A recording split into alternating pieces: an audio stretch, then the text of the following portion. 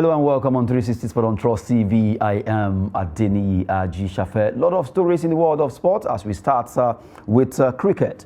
Nigerian Cricket Federation targets 1 million entrants yearly. They want to make sure Nigerian youths are really into cricket. If you remember, sometime last year they hosted the Under-19 championship where they were able to play some games. But right now they are trying to make cricket so popular in Nigeria, and that's why they're going around to make sure Nigerian youths are informed concerning cricket development. That's why they are actually targeting 1 million entrants, cricketers that have been interested in cricket. It was actually outlined to be 250,000, but now they're saying ICC, International Cricket Council, are looking at Nigeria as a prospect in development of cricket, and now they are giving a lot of support, grants coming in for State Federal Association to develop cricket, and also the Nigerian Cricket Federation are also trying their best to make sure they push that sport to get developed in Nigeria. Emmanuel Fashemi is here. Let's have you in the world of sport. Cricket story. Yeah, for cricket,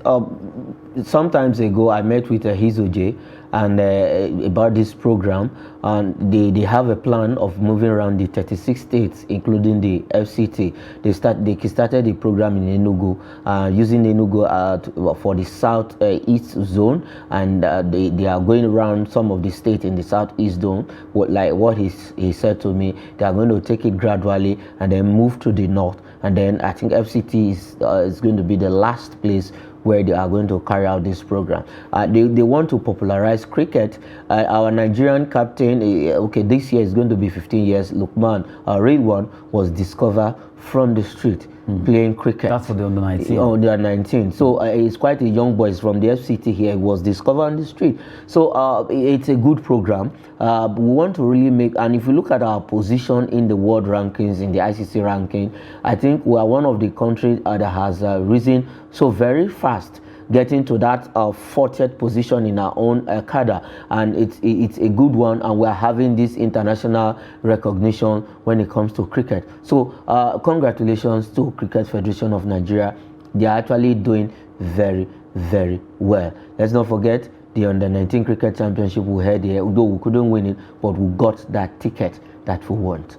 Well, from the way it is, cricket is really getting that particular fame or development that it deserves. Hopefully, Nigerian youth can go into it, both ladies and the guys too. Well, Nigerian Cricket Federation getting enough from the ICC there concerning development of cricket in Nigeria. Going around the 36 state and the FCT sharing some cricket equipment for the youths out there to be able to go into the sport of cricket. Now, away from cricket, the Super Falcons as the national team, the ladies of Nigeria, they will be fighting hard against the likes of Colombia, Mexico in the Revelations Cup, and it will be starting today. Super Falcons face Mexico in Leon. Leon is the place to be in Mexico. They are zooming to Mexico, and they are already training ahead of this fighting friendly. Four Nation is actually titled Revelation Cup. The Super Falcons, they need to use this, and also we had another one be coming up in Turkey later. But at least right now they'll be facing Colombia, I think Costa Rica, yes, and Mexico. And all the four participating teams have qualified for the World Cup. And for the Super Falcons, the 9-time African champions, it's good that the NFL had to honor this invitational tournament, and Wardrum has been talking tough that Nigeria has the quality of getting into the second round. The last time we performed well in the World Cup was in 1999, where we got to the second round of the FIFA Women's World Cup. But this time around, we want to get past the last stage. We got to the second round in the last edition, and we really want to go past that, get to the semi-final and probably final. And this time around, beautifully, we are having 32 countries coming for the first time.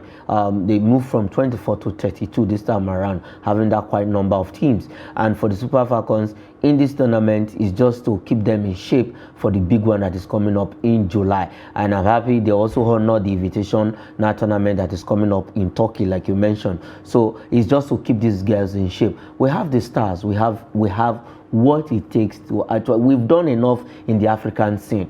We want to transform, because what we saw last in the Nations Cup, that was not the Super Falcons we know. Except if Wardrum has turned something around, then it's not left to be seen today, because the match will be coming up by 10 p.m. Nigerian time, 4 p.m. there, 10 p.m. in Nigeria here. So it's a good one. After today's game, they have against on Saturday, and then their last game was going to be Tuesday.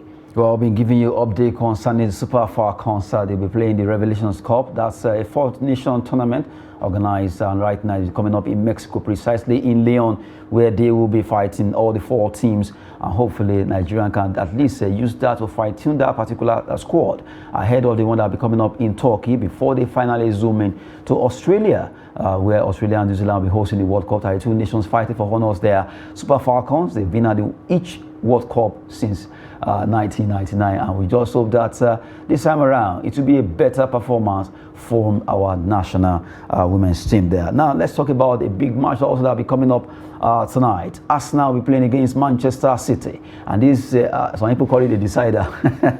Arsenal will be facing Man City. Man City are trailing them. They are second on the log. Arsenal are top, but just 3 points. Just 3 points. The 3 points is a big one. It's a big one. If anything happens today, then Arsenal will have to go back. Something must happen. Either somebody draws or somebody loses.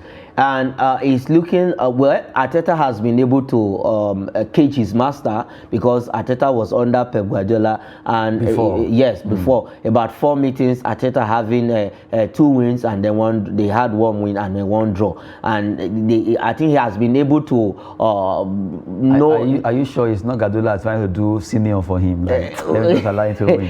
Well, maybe because you say he's my boy. Let me allow my boy. In tonight's game, I think Man City will come out smoky, because they've not really had some of results going their way this time around. So, and like you mentioned, it's good. It sincerely is title decider. If Man City wins today's game, and you know the goal margin it's wide. If Man City wins today, then they are going to top the table because of goal difference. But if they draw, then it's in favor of Arsenal. But for tonight's game, it's a tricky tie for both sides. Arsenal want to keep that lead. Let's not forget that Manchester United is also coming behind, and Manchester United want to usurp Man City from the second position. If Man City loses today's game and Manchester United wins by weekend, then they will go to second position. So it's really a title. Man City will also play. Yes, Man City will also play, but it's going to open up the title race. But from the way I see right now, we know that Arsenal, they may not have too much player on the bench due to injury. But for Manchester City, for Arsenal, I'm talking about Arsenal. But for Manchester City, in fact, total squad, I think everybody is back. Everybody is back. If this one is injured, they have replacement instantly. Because people were even surprised letting Cancelo to leave that team.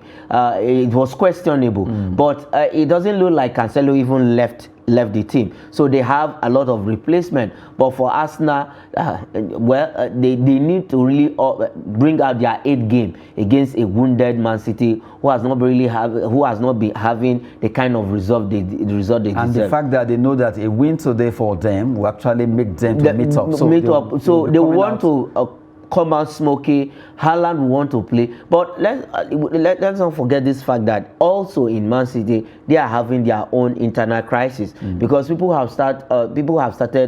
players have started rebelling against Erling Haaland, that he is not working, or he's just there to score the goal. And Pep Guardiola has come out to say he bought Erling Haaland to score goals. He said he didn't buy this young man from Aston Villa to come and score goals. So Pep Guardiola knows his ways around. Maybe at times when these managers are talking, they need to be careful. I remember him apologizing to Steven Gerrard. Yes, 2-3 days ago about what he said concerning Gerrard. He felt bad about him saying this and that. At times Guardiola, Mourinho, they have they just talk. They talk when they feel, and later they will eat up. Especially Guardiola. Now look at it. Now you apologize to Steven Gerrard, but that statement is gone. It's there, out already. The person you actually said it to, you don't know how strong it could actually penetrate them. Now, for him to say, okay, I bought him to score goals, could make the other players to feel, okay, we will not give him the ball. We will not pass to him. How we will score this goal? Let's see. Well, I'm sure they won't do that. They might, because these players, you can't take anything away from them. Because I saw that the last match they play, it was dragging the penalty with Riyad Mahrez. And that's to tell you there's an internal crisis issue in the team. Well, let's use our own Nigeria, Rashidi Yekini, as a case study in the USA 94 when he scored the goal. Instead of him to come and celebrate with them. But that moment, but let's be sincere. That moment is ecstasy. You cannot dictate for yourself what you want to do. When you score goals, haven't you seen players scoring goal and they don't even know what to do? They are just if they ask them, why did you celebrate like that? Some cannot explain. I know how that feels because I was once a footballer. So I know the feeling. Rashidi's case wasn't about, at times press, the way they add these things up. If you ask this player, I don't think it was that goal celebration because as at that moment, what about Amokachi that was dancing? You understand? So I think they already had issues before the goal celebration. If you notice, after that particular match, down from 1994 to 1998 World Cup in France 98, Rashidi was no longer, because they already have issues in that squad, and it affected our performance in France. And that is 98. What is going to affect Man City. Because you mentioned this, Pep Guardiola going to the press to say I bought Erling Haaland to score goals. And before now, when this guy from Aston Villa, this young man is not scoring, he also came to the press that he didn't buy him to come and score goals. He bought him to come and play football in Man City. Okay, let me he should go back on his word and put it on sports now. On the sport rather, talking about Odegaard, and that man has really been fantastic since he came to us. Now, you look at Odegaard, you look at what's his name now, the robotic striker Erling Haaland. Well, it's going to be a too big one. If you look at Erling Haaland, he's a goal machine, and for Odegaard, he's a midfield maestro. He has the eyes for the ball. He has the eyes for the pass. He can bring in those slicky passes. That is why the likes of Nketiah are enjoying those Saka are enjoying those goal scoring form, and he's strong on the ball. He knows he is also defensive. When he's on the ball, he's also on the defensive side. So I think he's a complete midfielder. But will he be able to stop Erling Haaland from scoring? No. Except a party also up his game. So in today's game is and Partey. If you look at that picture, that was the match they play. Partey was looking at Haaland when he wanted to take that particular bicycle kick. In that graphics there. Erling Haaland is. Look at Partey. Partey was like, let me use a little joke here. It was like, they come. Just take the man is. If you look at Erling Haaland, he's huge and big, and that is what the disadvantage against the opposition. But do you know, really, if you notice, Haaland can actually be stopped. He can be stopped. Yes, he can. He doesn't get those passes. That is what Manchester United did against them. They had to cut out those passes from De Bruyne, and Erling Haaland just touched the ball 19 times. For Phil Foden, just 3 times against Manchester United. And that's to tell you they can make him look useless on the pitch of play if they cut out those passes from Fernando, from De Bruyne, and the rest of them. And he will just be there. He will just be there and running about the pitch, and he doesn't know how to come back to help. So it will. And that is what other players are saying. This guy needs to be involved in the play. Mahrez, what we saw over the weekend where they were dragging for penalty might also play out against Arsenal today. Well, let's quickly turn away from Arsenal Man City match. Real Madrid will be playing their outstanding match against Elche in the Spanish La Liga. That will be coming after winning the Club World Cup there. Celebrating Real Madrid, the Los Merengues. Now they will be back home. Already they will be playing today. Real Madrid versus Elche in that match. Hopefully, let's see who wins. Real Madrid will be at the Santiago Bernabeu. Well, the Champions League is also will be coming up. Let's look at the UEFA Champions League, where we look at matches that will be coming up in the UEFA Champions League there. The matches will be between Borussia Dortmund versus Chelsea. Let's look at that before we talk about Club Brugge versus Benfica. Big one for Chelsea. They've played against German opposition 25 times, winning 11 and drawing. They've won on 11 and they lost 6. And for Chelsea, this is the first time. Let me say in the open era, they will be playing Borussia Dortmund. The last time they met was in the 1950s, where Borussia Dortmund pummeled them. Then they were called the Blues. 6-1 it ended. But for tonight's game, Chelsea they lost against Bayern Munich in 2020 en route to Bayern winning the Champions League. So they will not want that losing streak to continue against the German opposition. And for Borussia Dortmund also, they started slowly this season, but they are doing well right now in the league. So it's good. It's an interesting one for Chelsea. In their last 5 games, they've only had 1 win and then 1 draw. The rest they've lost them. They lost against Fulham, and over the weekend they drew against West Ham. Will that continue for Graham Potter? Graham Potter have done well in the Champions League. They won all their last game in the Champions League, including AC Milan before the quarter-final game. So it's now left for Graham Potter to make. What are you seeing in this game, Borussia Dortmund Chelsea, the scoreline? Well, it's a close one. I'm predicting a draw. You are sitting on the fence. I'm predicting a draw.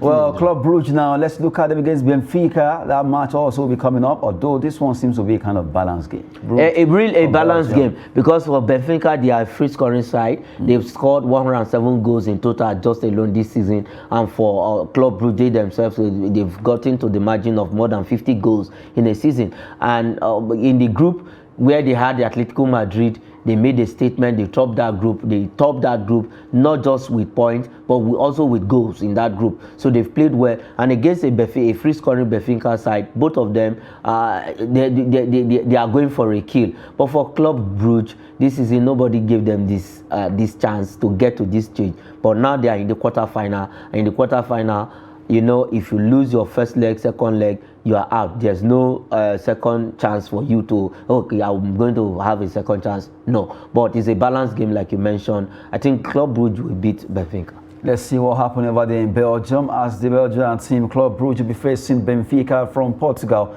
while Chelsea, the Blues, go straight down to Borussia Dortmund.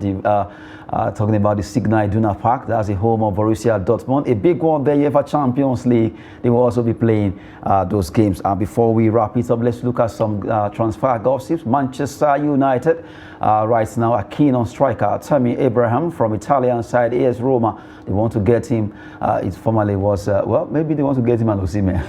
Or they are considering. They are considering that if Napoli don't let Osimhen go, then they should switch as in their attention to Tammy Abraham. Tammy Abraham is a good striker. I was wondering why Chelsea let him off the hook. Just like where Real Madrid let Odegaard. Look at where the Odegaard had improved very, very well in Arsenal. And for Tammy Abraham want to come back to England to play for Manchester United. It's not left to be seen if that deal will be sanctioned. But if he comes back to England, it's a good one for him.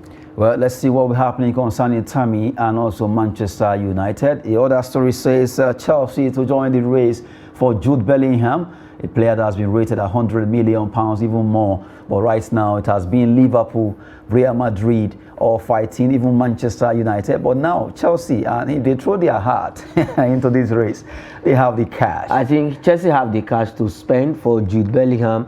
If he will listen to advice, he should not come to England right now. It's either he remains in Munich,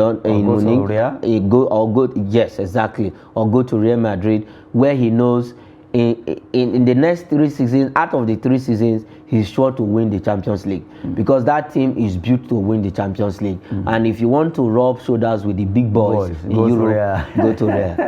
From the way it is right now, Tottenham Hotspur, they are trying to solve the case of goalkeeper, and right now they are looking at Moroccan goalkeeper, talking about Yassine Bono, who actually keeps for Sevilla in Spanish La Liga. Yassine Bono in place of Hugo Lloris right now. They want to get Bono. Bono really deserve it if that will be happening, but you know, anything can happen in the world of sports. This is a man that has shown like a million stars in the World Cup. I mean, with the number of clean sheets in the group stage, and then before the second round, and then the quarter-final. So if Tottenham can get him, it's a good replacement for the aging Hugo Lloris. Well, that will be it on 360 Sport, talking about Ugo Lloris being replaced by Simbono there, if Tottenham are able to get him. Well, from the way it is right now, even though before we wrap it up, we wanted to run away, but we have to look at this particular story. That when it comes to this particular Arsenal match, Arsenal-Man City, I think this case is beyond. This particular match is beyond EPL now. It's going like a big war between the fans. When you hear a Clasico in Spain, the same thing in England. Yeah, I think the El Clasico in England is between Man United and no, Man City. not Man United and Man City. It's now Arsenal. Yes, we can tweak it and give it that title, because now Arsenal is no longer the team of last 2 seasons. Now Arsenal, with their title contender credentials with them right now. So against a Man City who has won the league more than any other team in the last 10 years. What will you say? So Arsenal has a big one on their hand. Man City themselves have a big one on their hand. Arsenal want to preserve their lead. Man City will want to bring them down. So it's now left to be seen. Arteta has learnt well from Pep Guardiola, and he has beaten this man more than any other manager in the English Premier League. When Ole Gunnar Solskjaer was there, also has beaten Pep Guardiola more than any other manager, but Arteta has beaten him more. So will that trend continue today? Will that trend continue in today's game? So in the last 4 games, Arsenal has won more than they had 2 wins, and then Man City having won and then 1 draw. So that's to tell you that Arsenal has the stats more than Man City. But based on form, present form, both of them are in form of their lives. But for the injuries to Arsenal, then that might be just a little pushback, a little stain on their title credentials. But for tonight's game, Arsenal might just win. Well, we wait to see who wins that battle. A lot of games, in fact, you know which one to watch. As we are watching Arsenal versus Man City, Real Madrid will be doing their own against Elche, and the UEFA Champions League, you have Club Brugge, Benfica, not forgetting Dortmund, Chelsea. Just speak yours and watch. As you speak right now, the NPFL, NWFL is also, those matches are also ongoing across different stadia in Nigeria. That will be it on 360 Sports with Emmanuel Fashimi. Thank you very much. Thank you for having me. I am Adeniyi Aji Shafe. Thanks for watching.